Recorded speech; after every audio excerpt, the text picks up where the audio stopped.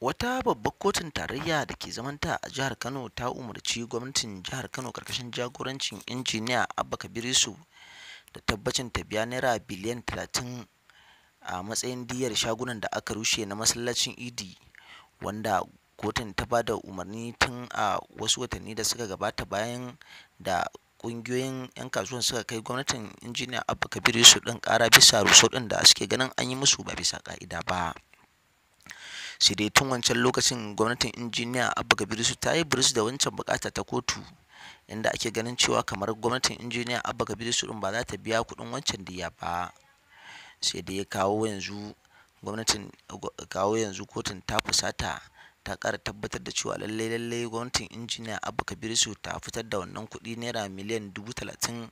wato biliyan 30 domin biyan diyyar waɗannan shaguna da aka rushe a shataletalen masallacin Idi, inda ta ce hakan an yi shi ne ba bisa ƙa'ida ba kuma ba a karɓi umarnin kotu ba kafin a yi wannan rusau. Don haka kotun ta umarci gwamna Injiniya Abba Kabir Yusuf ƙarƙashin jagorancin gwamnatinsa a biya 'yan kasuwar da suka yi gini suka mallaki shaguna a wannan waje a biya su diyyar Naira biliyan 30. Sai dai wasu suna ganin cewa lallai fa wannan abu ne mai kamar wuya gwamna ya biya wannan Naira biliyan 30 ɗin, domin kuwa ba wannan gwamnatin ce farau ba rusau kuma ba wannan gwamnatin ce karau ba. Don haka gwamnatin tana ganin cewa tana da hujja lallai domin kuwa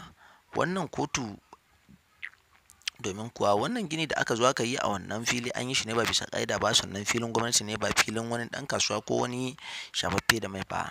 Don haka ake ganin cewa gwamnatin Injiniya Abba Kabir Yusuf ɗin ba lallai ba ne ta biya wannan diyya duk da kasancewar gwamnatin tana yi wa kotu biyayya.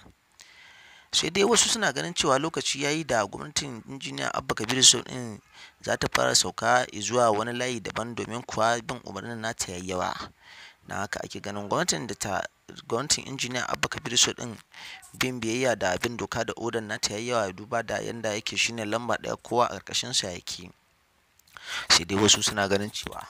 lallai abin da kotun ta yi shine abin da ya dace, sannan kuma biyan wancan diyya da kotu ta yi shine girmama doka da ake ganin cewa Injiniya Abba Kabir Yusuf ɗin yana da shi a dukkan matakai. Injiniya Abba Kabir Yusuf gwamna ɗaya tilo a jam'iyyar NNPP a faɗin Najeriya, wanda ke fama da ƙalubale na 'yan adawa na ɓangarori daban-daban,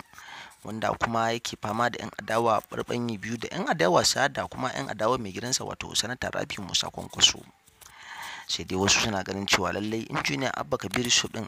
zai biya wancan diyyar, sai dai kawai illa ana jira ya nutsu sannan kuma ya dawo hayyacinsa, domin kuwa har yanzu akwai shari'a a gabansa wadda ba a tunkara ba. Ake ganin cewa lallai shari'ar tana ɗaya daga cikin abin da suka dakatar da ayyukan Injiniya Abba Kabir Yusuf ɗin. Sai dai wasu suna ganin cewa rusau ɗin da Injiniya Abba Kabir Yusuf ɗin yake yi a faɗin jihar Kano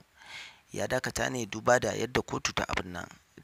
ta yanke hukuncin cewa ba shine halastaccen gwamnan jihar Kano ba. Sai dai gwamnatin jihar Kano ƙarƙashin jagorancin Injiniya Abba Kabir Yusuf ɗin sun ɗauka ƙara, inda wasu muƙarrabai daga cikin gwamnatin ma suke ganin cewa kujerar gwamnan jihar Kano ɗin ta ƙarfi ce,